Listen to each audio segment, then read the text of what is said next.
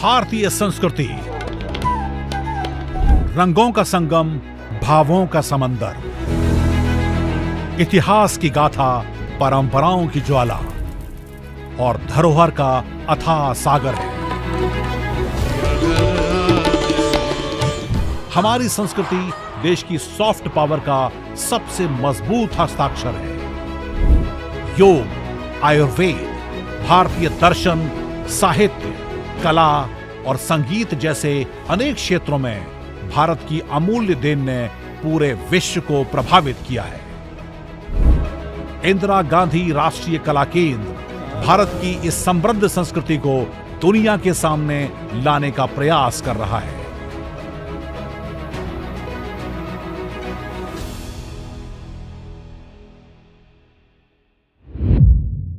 नमस्कार, स्वागत है आप सभी का IGNCA मिनिस्ट्री ऑफ कल्चर की इस खास पेशकश में। मैं हूं आपके साथ नमिता। भारत की संस्कृति का सौंदर्य इसकी डाइवर्सिटी और इसकी विरासत से है। यहाँ भारतीय संस्कृति के अलग अलग पहलुओं जैसे कि आर्ट, म्यूजिक, लिटरेचर, इन सबको प्रमोट किया जाता है। इसी समृद्ध संस्कृति को आप सबके सामने लाने की कोशिश है हमारा ये शो संस्कृति संवाद, जिसे साथ मिला है प्रसार भारती का, जिसमें आप देखते हैं देश की संस्कृति का वो रूप जिसे हम संजो कर लाते हैं आप सबके सामने हर हफ्ते। तो शुरू करते हैं आज का सफर, पर उससे पहले एक नजर डाल लेते हैं इस एपिसोड की खास झलकियों पर। जब जब भारत का इतिहास दोहराया जाएगा, तब तब इतिहास के उन पन्नों में छत्रपति शिवाजी महाराज का नाम हमेशा अमर रहेगा। अरे नाजुक नरम कलाई रे, पनिया कैसे जाऊं। Akas blend into the modern world with practice of marriage by negotiation for living in with their chosen partner. कौन ठगवा नगरिया लोटल हो, कौन ठगवा। मौलेला गांव की कला विश्व भर में प्रसिद्ध है। दूर दराज के लोग यहाँ की कला को देखने और समझने आते हैं।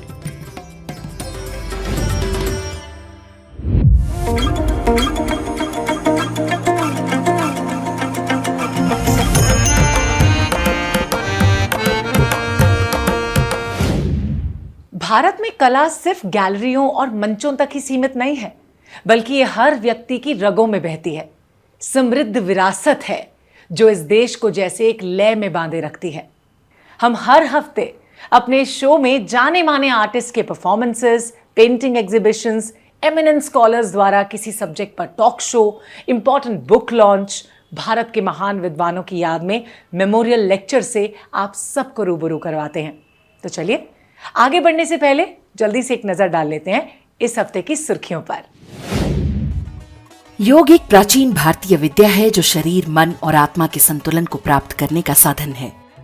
ये शारीरिक व्यायाम, प्राणायाम और ध्यान के माध्यम से व्यक्ति के संपूर्ण स्वास्थ्य और मानसिक शांति को बढ़ावा देता है। इसकी उपयोगिता को देखते हुए हर साल 21 जून को अंतर्राष्ट्रीय योग दिवस मनाया जाता है। इस संदर्भ में IGNCA निरंतर योग कक्षाओं का आयोजन करता रहा है। इन कक्षाओं का उद्देश्य योग के माध्यम से तन मन का संतुलन बढ़ाना है। इस वर्ष ये कक्षाएं केंद्र के कर्मचारियों और अधिकारियों के लिए 20 जून तक आयोजित की जाएंगी। देश के विभिन्न शहरों में लगाए जाने वाले मेले सामाजिक, सांस्कृतिक और आर्थिक दृष्टि से समृद्धि और सामूहिक एकता के प्रतीक हैं। वे लोगों को एक दूसरे के साथ मिलने, अनुभव साझा करने और सांस्कृतिक विरासत को महसूस करने का अवसर प्रदान करते हैं। इन्हीं में से एक मेला है पंचकोशी मेला, जो बिहार के बक्सर जिले में लगाया जाता है। इसी मेले पर आधारित प्रोफेसर देवेंद्र चौबे द्वारा लिखित पंचकोशी मेला पुस्तक पर चर्चा का आयोजन किया गया। सब कहते थे कि बचपन में हम इस मेले में गए हुए हैं, लेकिन इस मेले को लेकर कोई डॉक्यूमेंटेशन मतलब कहीं किताब में, कहीं किसी लेख में नहीं दिखाई पड़ता था। हाँ, जब मेला लगता है गुरु पूर्णिमा के करीब 4 दिन बाद लगता है, तो अखबारों में बहुत सारी खबरें छपती है इस मेला को लेकर के, लेकिन कभी कोई किताब नहीं थी। जहाँ जाता था कहते थे सर ये 100 साल से हनुमान जी का मेला लग रहा है, यहाँ ये फेयर 400 साल से लग रहा है, ये तो 700 साल से। एक ज़िले में, हिंदुस्तान के एक ज़िले में आप जाएंगे तो आपको कम से कम 10 से 12 चीज़ें ऐसी मिलेंगी जो आपको अलौकिक अनोखी मिलेगी, जो अधिकांश यूरोपीय देशों से प्राचीन है। संतुलित आहार हमारे शारीरिक और मानसिक स्वास्थ्य के लिए अत्यंत महत्वपूर्ण है और अगर इस आहार में हम मिलेट्स यानी मोटे अनाज का उपयोग करें तो ये कई मायनों में फायदेमंद होता है। मनुष्य के शरीर को स्वस्थ रखने और कई बीमारियों के रामबाण इलाज में मिलेट्स बेहद कारगर है, क्योंकि ये अनेक पोषक तत्वों के अच्छे स्रोत होते हैं। मिलेट्स की इसी उपयोगिता को देखते हुए इंदिरा गांधी राष्ट्रीय कला केंद्र संस्कृति मंत्रालय ने मेरा मिलेट्स मैजिक के साथ मिलकर millets the super food of Bharat कार्यक्रम का आयोजन किया।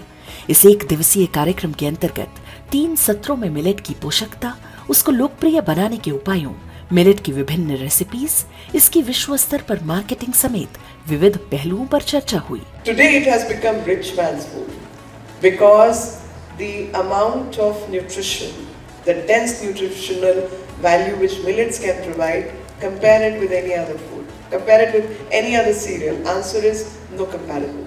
कुछ हाई वाइब्रेशनल वर्ड्स चलाइए जब खाना बन रहा है, which means bhajan, mantra, anything which your family likes. The kitchen should vibrate with high energy words. That's the way prasad is cooked in the mandir. That's the way langar is cooked in the gurdwara. And हम सबको पता है वो मन और शरीर को कितना सुकून देता है. And the absolute need to lay emphasis on it and design and plan our cuisine, our daily intake of food around this. जब जब भारत का इतिहास दोहराया जाएगा तब तब इतिहास के उन पन्नों में छत्रपति शिवाजी महाराज का नाम हमेशा अमर रहेगा। पिता शाहजी भोसले और माता जीजाबाई के पुत्र, मराठा साम्राज्य के संस्थापक छत्रपति शिवाजी महाराज का 6 जून 1674 को भव्य राज्याभिषेक हुआ था।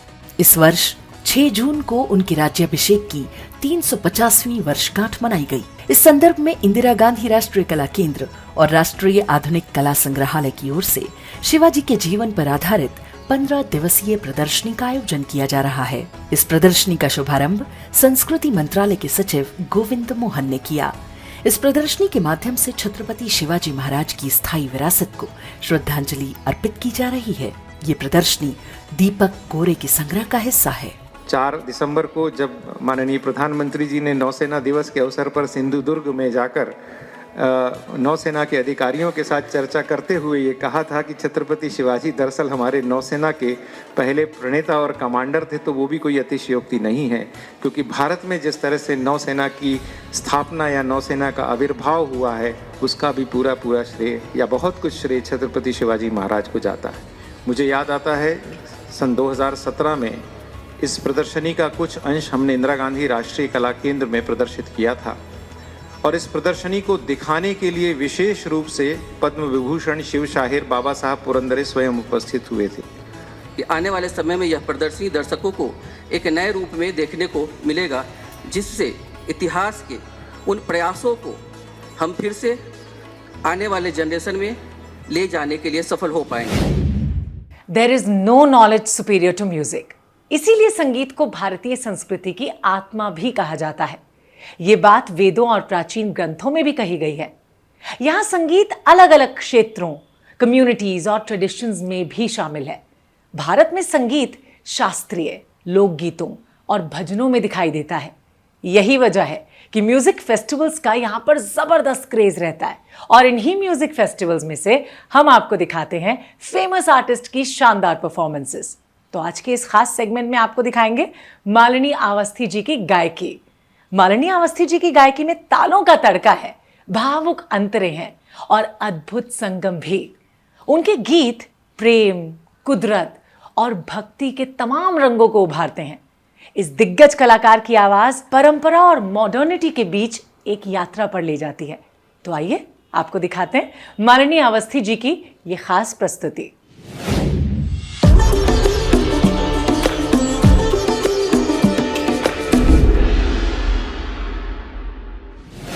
नाजुक नरम कलाई रे पनिया कैसे जाऊं, नाजुक नरम कलाई रे पनिया कैसे जाऊं।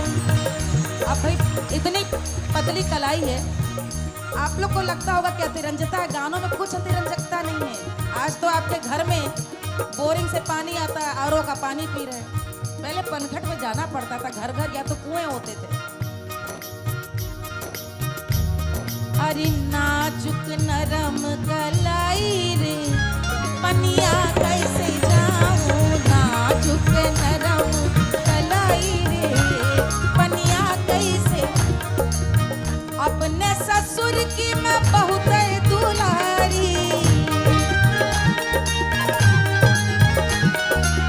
अब देखिए सास शासन करती है, सास के संग खट्टा मीठा कभी कभी कसैला रिश्ता रहता है। ननदे भी जिठानी भी, ससुर अधिकतर बहुओं का पक्ष नहीं लेते तो आंखों आंखों में मौन तो रहते हैं। अपने ससुर की मैं बहुत दुलारी, बहुत दुलारी, अरे बहुत दुलारी, अरे आंगन कुइया खुदवाई रे ए पनिया कैसे जाऊं, नाजुक नरम कलाई रे पनिया कैसे जाऊं, नाजुक नरम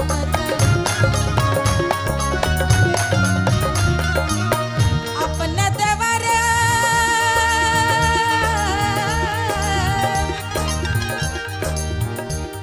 अरे अपने देवर की मैं बहुत दुलारी, बहुत दुलारी, बहुत दुलारी, अपने देवर की मैं बहुत दुलारी, हाय बहुत दुलारी, अपने देवर की बहुत दुलारी। अरे चार कहार मंगवाई रे ओ पनिया कैसे जाऊं, नाजुक नरम कलाई रे पनिया कैसे जाऊं, नाजुक नरम कलाई रे पनिया कैसे जाऊं, पनिया कैसे जाऊं, पनिया कैसे जाऊं। वो कहते हैं ना, cinema is the mirror of society. फिल्में हमारा सिर्फ एंटरटेनमेंट ही नहीं करती, बल्कि हमारे आइडियाज को बदलकर हमें इंस्पायर भी करती हैं। IGNCA देश के कल्चर के तमाम पहलुओं पर शानदार फिल्में भी बनाता है। सिने सर्कल के हमारे इस खास सेगमेंट में आज हम आपको दिखाएंगे film Aakaj, the land and its people, जिसमें अरुणाचल प्रदेश के एक जातीय समूह आका के बारे में बताया गया है, जिसे जेजुलल के नाम से भी जाना जाता है।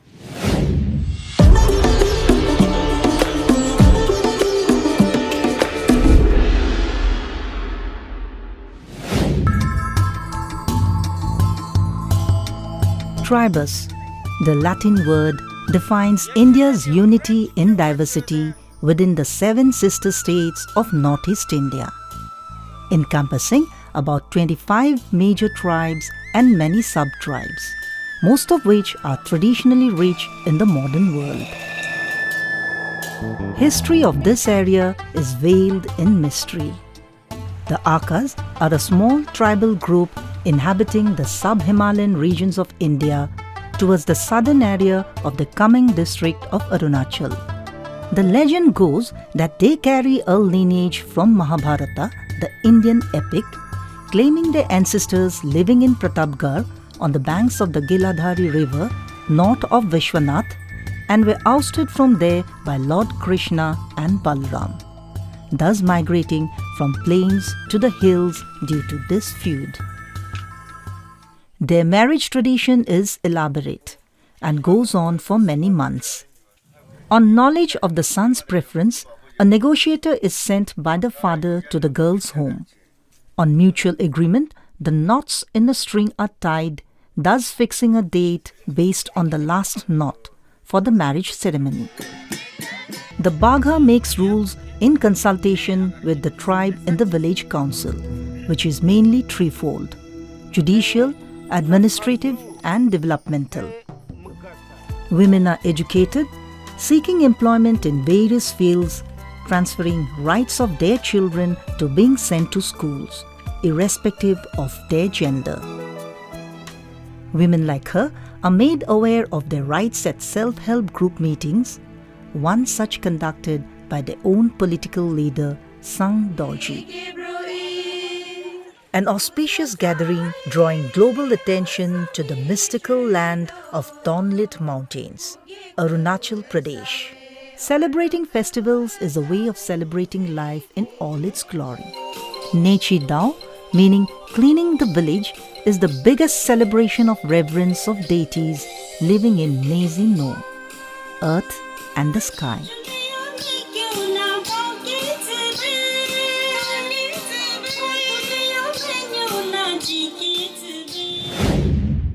साहित्य को समाज की आत्मा माना जाता है। एक लेखक उस आत्मा को शब्दों में बयां करने वाला कलमकार होता है। और जानते हैं क्या, पावरफुल राइटिंग न केवल हमें एंटरटेन करती है बल्कि हमारे आइडियाज को नई दिशा भी देती है। अपने इस सेगमेंट में हम बात करेंगे भारत के उन कलमकारों के बारे में जिसमें साहित्यकार और पत्रकार शामिल हैं। तो आज बात होगी हिंदी और मराठी की मशहूर कथाकार मालती जोशी जी के बारे में, जो अब हमारे बीच में नहीं है। पिछले महीने ही उन्होंने इस दुनिया को अलविदा कह दिया। पिछले 50 सालों में उनकी कलम से न जाने कितनी कहानियां निकली। उनको पद्मश्री से भी नवाजा गया।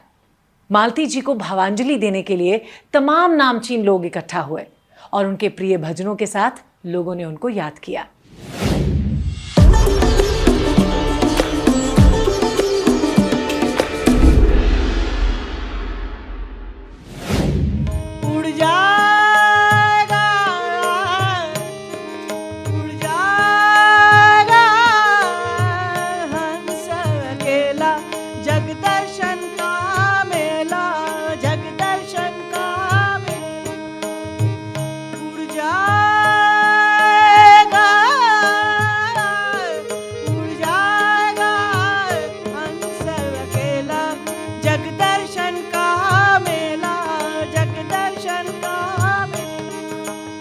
कहीं उनके अंदर शायद ऐसी सहजता थी, और आप तो जानते थे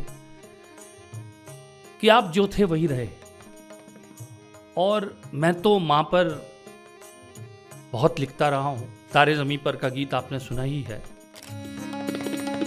चंदन काठ के बनल खडोला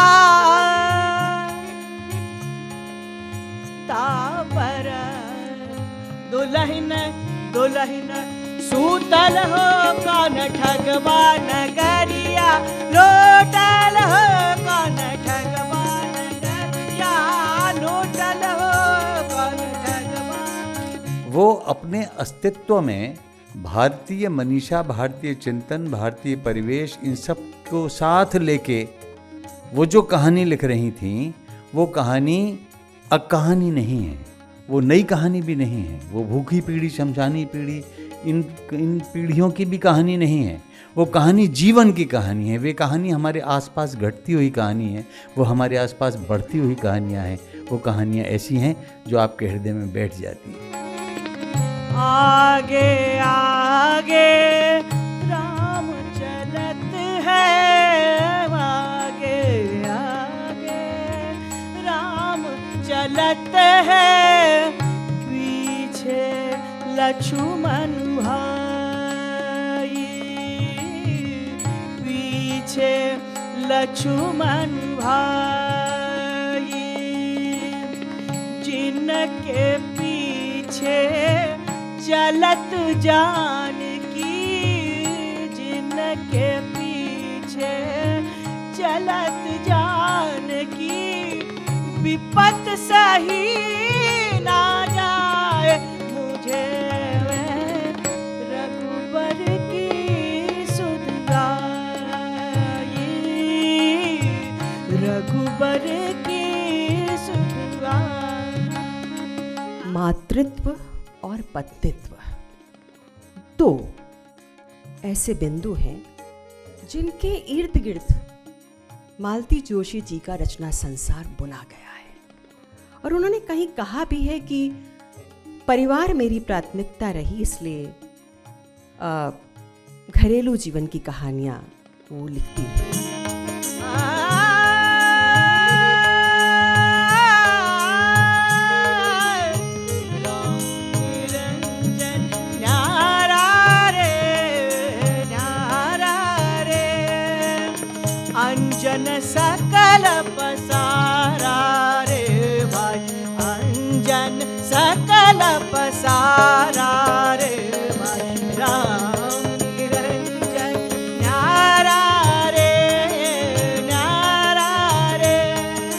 आई की स्मृति, उनको भावांजलि देते हुए हम ये महसूस कर पा रहे हैं कि वो हमारे बीच हैं, और ये साबित होता है कि वो ईश्वर न मरता न जन्म लेता, तो माँ भी कभी मरती नहीं, कभी जन्म नहीं लेती, वो हम सबके बीच में हमें आशीर्वाद दे रही हैं।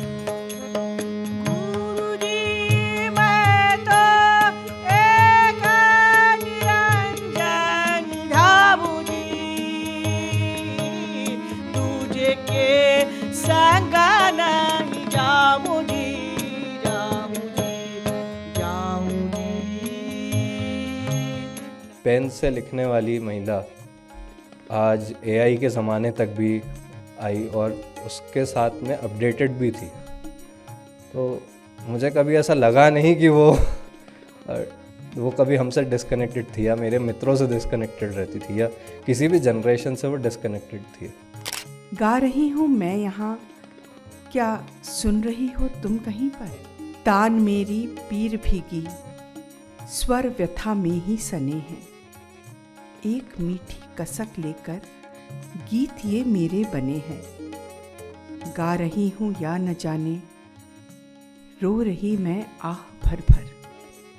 क्या सुन रही हो तुम कहीं पर?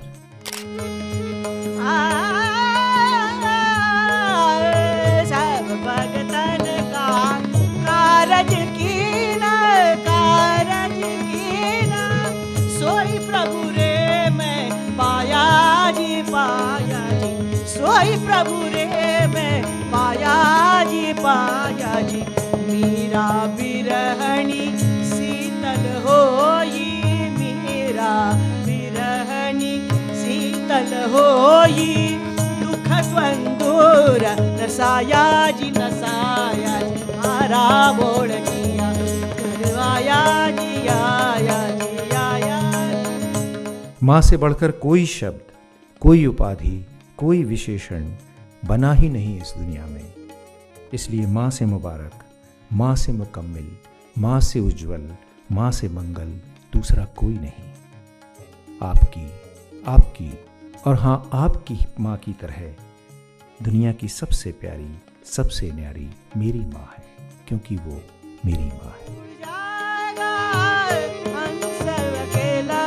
जग दर्शन का मेला, जग दर्शन का मेला। भारत गांव में बसता है। देश में आज लगभग 6.5 लाख गांव हैं। अगर भारत को जानना है ना, तो गांव को जानना होगा। और इसी उद्देश्य के साथ शुरू हुआ national mission on cultural mapping, जो भारत सरकार की एक अनूठी पहल है, जिसमें देश के सभी गांव का दस्तावेजीकरण किया जा रहा है। इस अभियान को नाम दिया गया है मेरा गांव मेरी धरोहर।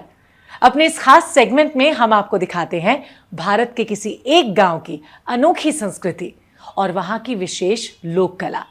तो आज मेरा गांव मेरी धरोहर में देखिए राजस्थान के गांव मुलेला को, और इसे जानने की कोशिश कीजिए मेरा गांव मेरी धरोहर में।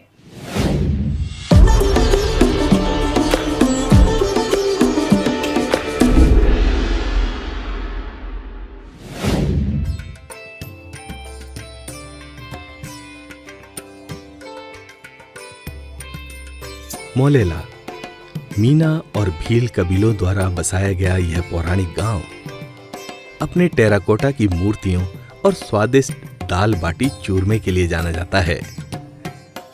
गांव उदयपुर डिवीजन में आता है और यहाँ मेवाड़ी और हिंदी भाषा बोली जाती है। यहाँ का मुख्य रोजगार कृषि, पशुपालन और मिट्टी की हस्तकला है। पुरुष आमतौर पर काश्तकारी करते हैं, वहीं महिलाएं काश्तकारी में शामिल हैं। मोलेला गांव की कला विश्व भर में प्रसिद्ध है। दूर दराज के लोग यहाँ की कला को देखने और समझने आते हैं। मुख्यतः 5000 सालों से यहाँ टेराकोटा हस्तशिल्प द्वारा निर्मित राजस्थान के लोक देवताओं की मूर्तियां और बर्तन आदि बनते हैं। 5000 साल पुरानी यह पुश्तैनी कला यहाँ के कुम्हारों को सबसे अलग बनाती है। गांव के श्री मोहनलाल चतुर्भुज कुम्हार को 2003 में शिल्प गुरु अवार्ड और 2012 में सम्मानीय पद्मश्री अवार्ड से सम्मानित किया गया था। मोलेला में माताजी का प्राचीन मंदिर है जो कि एक पहाड़ी पर स्थित है। परंपरा है कि नवरात्रि के दिनों में पूरे 9 दिन यहाँ सबको चाव से मंदिर प्रांगण में खाना खिलाया जाता है। मोलेला की कला ने इस गांव को विश्व स्तर पर प्रसिद्ध कर दिया है। आइए हमारे ही देश के इस गांव को और करीब से जाना जाए।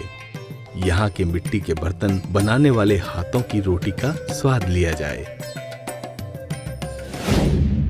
तो ये था संस्कृति संवाद का हमारा आज का एपिसोड। IGNCA, संस्कृति मंत्रालय और प्रसार भारती की एक कोशिश। उम्मीद है कि आपको पसंद आया होगा, लेकिन आपके सुझाव हमारे लिए बहुत इंपॉर्टेंट है, इसीलिए आप अपने सुझाव हमें जरूर भेजें। हमारा ईमेल आईडी है ये।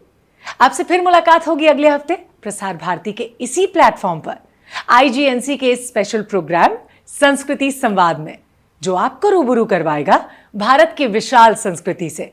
फिलहाल मुझे इजाजत दीजिए और आप सब अपना बहुत अच्छे से ख्याल रखिए। नमस्कार।